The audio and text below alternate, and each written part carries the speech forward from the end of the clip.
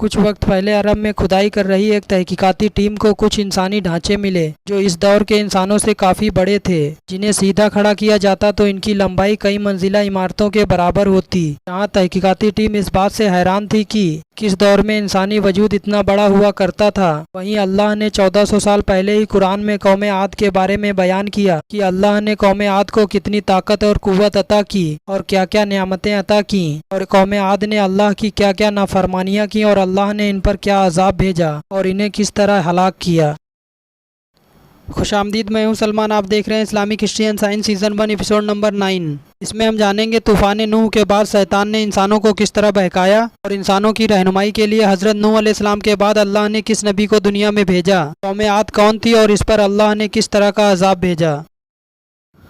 طوفان نوح کے بعد حضرت نوح علیہ السلام نے اپنے سبھی ساتھیوں کو ہدایت کی اور ایک اللہ کی عبادت کرنے کا حکم دیا، اور طوفان نوح کے بعد قیامت تک آنے والے نبیوں کے بارے میں بتایا۔ شیطان کے سب سے بڑے فتنے دجال جو قیامت کے قریب ظاہر ہوگا اس کے بارے میں بتایا، اور اپنے تینوں بیٹوں کو دنیا میں الگ الگ آباد ہونے کا حکم دیا۔ طوفان نوح کے بعد حضرت نوح علیہ السلام کے بیٹوں کی نسل سے پوری دنیا میں انسانی آبادی آگے بڑھی۔ ان کی نسل میں پیدا ہوئے ترک چین اور توبل کے نام سے ترکی، چین اور توبل کے نام سے روس آباد ہوا۔ شام، عراق اور فارس کے نام سے ملک شام، عراق اور فارس جو اس وقت ایران ہے آباد ہوا، اور مصر کے نام سے مصر آباد ہوا جو اس وقت ایجپٹ ہے، اور ہند کے نام سے ہندوستان اور سندھ کے نام سے سندھ، اور ملتان کے نام سے ملتان آباد ہوا جو پاکستان میں موجود ہے، اور بنگ کے نام سے بنگلہ دیش آباد ہوا۔ حضرت نوح علیہ السلام کے بیٹے حضرت نوح علیہ السلام کے راستے پر گامزد رہے اور ایک اللہ کی عبادت کرتے رہے۔ وقت اپنا سفر طے کرتا رہا۔ حضرت نوح علیہ السلام کے بیٹے شام کی نسل سے ارم پیدا ہوئے، جن کی نسل سے عاد عرب کے احقاف نامی جگہ پر جا کر آباد ہوئے۔ ان کی نسل سے قوم عاد وجود میں آئی۔ قوم عاد جس جگہ آباد ہوئی ہے، احقاف نامی علاقہ عرب میں عمان اور حضرہ موت کے درمیان واقع ہے۔ یہ علاقہ ریت کے ٹیلوں والا تھا۔ احقاف کے معنی ہوتے ہیں ریت کے ٹیلوں والا۔ احقاف میں آباد ہوئی قوم کو قوم عاد یا قوم ارم بھی کہتے ہیں، کیونکہ ان کے اجداد ارم اور عاد ہیں۔ یہ آراف نامی علاقہ سمندر کے کنارے موجود تھا، جس میں ارم نامی بستی میں آباد ہوئی قوم عاد کے بارے میں اللہ نے قرآن میں سورہ شعراء، سورہ آراف، سورہ فجر، سورہ ہود اور کئی مقام پر ان کا ذکر کیا ہے۔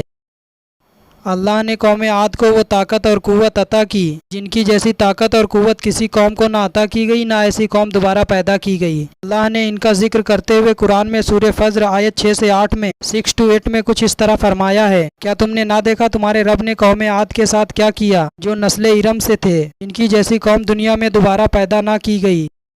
اللہ نے قوم عاد کے لوگوں کے جسموں کو اتنا ٹھوس اور طاقتور بنایا کہ بڑے سے بڑا پتھر جسے کئی لوگ مل کر نہ اٹھا سکیں، یہ لوگ ایک ہاتھ سے اٹھا کر پھینک دیتے، اور پیڑوں کو ایک ہاتھ سے اکھاڑ لیتے۔ ان کے قد 40 ہاتھ سے بھی زیادہ ہوتے، ان کی عمریں 800 سے 900 سال ہوتی۔ یہ پوری عمر کبھی بیمار نہ پڑتے، نہ یہ کبھی بوڑھے ہوتے، نہ ان کے دانت ٹوٹتے، ان کو کوئی بھی جسمانی تکلیف نہ ہوتی۔ یہ لوگ پیدا ہونے کے بعد سے پوری عمر صحت مند رہتے، انہیں صرف موت آتی۔ قوم عاد نے اپنی طاقت اور قوت کے بلبوتے پر دنیا کے ایک بڑے حصے پر قریب 1500 سال تک حکومت کی، جو یمن سے عراق تک پھیلی ہوئی تھی۔ یہ بڑے بڑے ستونوں والے خیموں میں رہتے تھے۔ رہنے کے لیے خیمے ہونے کے باوجود یہ لوگ پہاڑوں کو کاٹ کر محل بناتے۔ اللہ نے انہیں ہر نعمتوں سے نوازا تھا۔ ان کی زمینیں سرسبز، شاداب اور باغات سے بھری ہوئی تھیں۔ ان کے زمانے میں لوبان کی کاشت ہوتی تھی، اس کا استعمال خوشبو کے لیے کیا جاتا تھا، اس کو برآمد کر کے یہ لوگ مالدار اور خوشحال ہو گئے۔ ان لوگوں کا دعویٰ تھا اگر 7 سال تک قحط پڑ جائے تب بھی یہ لوگ برداشت کر سکتے ہیں۔ یہ لوگ طوفان نوح کے بعد کچھ وقت تک سیدھے راستے پر رہے۔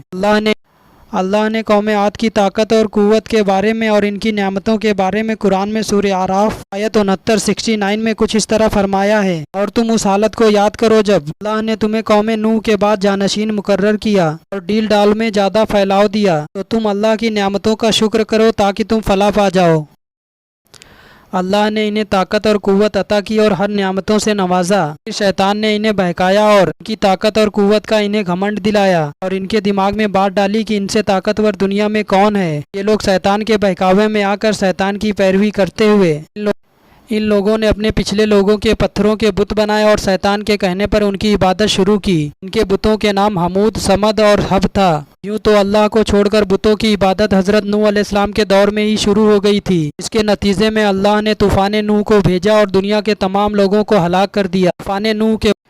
तूफान नूह के बाद सबसे पहले कौम आद ने अल्लाह की इबादत छोड़कर बुतों की इबादत शुरू की। ये लोग पहाड़ों को काट कर ऊंचे ऊंचे महल बनाते, रास्ते में आने वाले गरीब और मजलूमों पर ऊपर से तरह तरह की चीजें फेंकते और उन्हें लूट लेते। लोग गरीब और मजलूमों पर तरह तरह के जुल्म करते। इंसाफ का तकाजा तो ये था, जो कौम अल्लाह की इबादत छोड़कर किसी दूसरे की इबादत करने लगे और गरीब और मजलूमों पर जुल्म करे और बुराई में पड़ जाए, उसे हलाक कर दिया जाए। पर अल्लाह की सिफत रहमत का फैज़ान है कि अल्लाह बार बार इंसानों को सीधे रास्ते पर आने का मौका अता करता है और किसी कौम पर जब तक अजाब नहीं भेजता जब तक उस कौम में किसी नबी को उनकी हिदायत के लिए ना भेज दे। अल्लाह ने कौम आद की रहनुमाई के लिए हज़रत हूद अलैहिस्सलाम को भेजा। हज़रत हूद अलैहिस्सलाम नूह अलैहिस्सलाम के बेटे शाम की नस्ल से हैं, जिनका नसब कुछ यूँ है: हूद बिन अब्दुल्लाह बिन रिबा बिन जारूद बिन आमिर बिन औस बिन इरम बिन शाम बिन नूह। अल्लाह ने कुरान में सूरह हूद रुकू नंबर 5 में कुछ इस तरह फरमाया है: और कौम आद की तरफ उन्हीं के हम कबीला हूद को भेजा। दूसरे मकाम पर सूरह आराफ में फरमाया: हमने कौम आद की तरफ उन्हीं के भाई हूद को भेजा। हज़रत हूद अलैहिस्सलाम ने अपनी कौम से फरमाया: तुम सब एक अल्लाह की इबादत करो, अल्लाह के सिवा कोई भी इबादत के लायक नहीं। ये जो बुत अपने हाथों से तुमने बनाए हैं और इनकी ताकत के बारे में जिक्र करते हो, ये सब तुम्हारी खुद की गढ़ी हुई बातें हैं। और जो तुम ये पहाड़ों पर ऊंचे ऊंचे महल तामीर करते हो, क्या तुम सबको दुनिया में हमेशा रहना है और गरीब मजलूमों पर जुल्म करते हो? तुम्हें चाहिए अल्लाह से डरो और अल्लाह की नेमतों का शुक्र अदा करो और इन बुतों की इबादत को छोड़कर एक अल्लाह की इबादत करो। अल्लाह के सिवा कोई भी इबादत के लायक नहीं। आपकी कौम के सरदारों ने कहा: हम तो आपको अपना जैसा इंसान मानते हैं, आपको अल्लाह ने नबी कैसे बनाया? हज़रत हूद अलैहिस्सलाम ने फरमाया: मैं जो तुम्हें अल्लाह की इबादत करने का हुक्म देता हूँ, ये तुम्हारे लिए नसीहत है और तुम्हारे फ़ायदे की बात है। और तुम गौर क्यों नहीं करते? मैं तुम्हारे फ़ायदे की बात बताने का तुमसे कोई बदला नहीं मांगता, मुझे तो बदला अल्लाह देगा। कौम आद के सरदार हज़रत हूद अलैहिस्सलाम को झुठलाते रहे और लोगों को उनसे दूर रहने की हिदायत करते रहे। अल्लाह ने कौम आद के ऊपर बारिश रोक दी। कौम आद के सरदारों ने हज़रत हूद अलैहिस्सलाम से कहा: जब से आपने तबलीग शुरू की है तब से बारिश रुक गई है। हज़रत हूद अलैहिस्सलाम ने फरमाया: बारिश इसलिए रुकी है कि तुम्हारे पास हक आ गया और अल्लाह की हिदायत आ गई। अल्लाह की हिदायत को तुमने झुठलाया, इसलिए बारिश रुकी है। हज़रत हूद अलैहिस्सलाम ने फरमाया: तुम सबको चाहिए इन बुतों की इबादत छोड़कर एक अल्लाह की इबादत करो, ताकि अल्लाह तुम्हें और भी ताकत, कुव्वत और नेमतें अता करे। सरदारों ने जवाब दिया: आप हमें कोई बात बताएं या ना बताएं, हम आप पर ईमान नहीं लाएंगे और इन बुतों की इबादत करना नहीं छोड़ेंगे। और जिस अजाब से आप हम सबको डराते हैं वो अजाब ले आएं। आप पर हमारे बुतों की फटकार लगी है, इसलिए आप ऐसा बोल रहे हैं। हज़रत हूद अलैहिस्सलाम ने फरमाया: तुम और तुम्हारे बुत मिल जाओ और जो करना है कर लो, मुझे कोई मोहलत ना दो। हमारे ये झूठे बुत मेरा कुछ नहीं बिगाड़ सकते। अल्लाह ने हज़रत हूद अलैहिस्सलाम को 50 साल की उम्र में नबूवत अता की। आप 50 साल तक अपनी कौम की रहनुमाई करते रहे। आप पर करीब 4000 लोग ईमान लाए। आपने अल्लाह से दुआ की तो अल्लाह का वादा पूरा हुआ।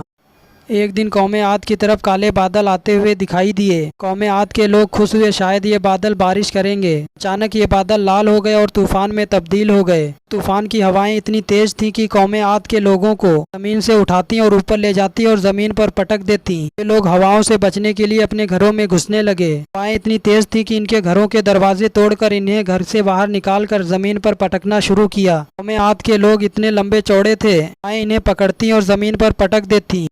जब ये तूफ़ानी अजाब आया तो हूद अलैहिस्सलाम ने अपने साथियों को एक जगह पर जमा किया और ज़मीन में एक लकीर खींच दी। ये तेज़ हवाएं उस लकीर के अंदर आती, नरम हो जाती। हज़रत हूद अलैहिस्सलाम और इनके साथियों को कोई नुकसान ना पहुंचाती। ये तूफ़ानी अजाब 8 दिन और 7 रातों तक रहा।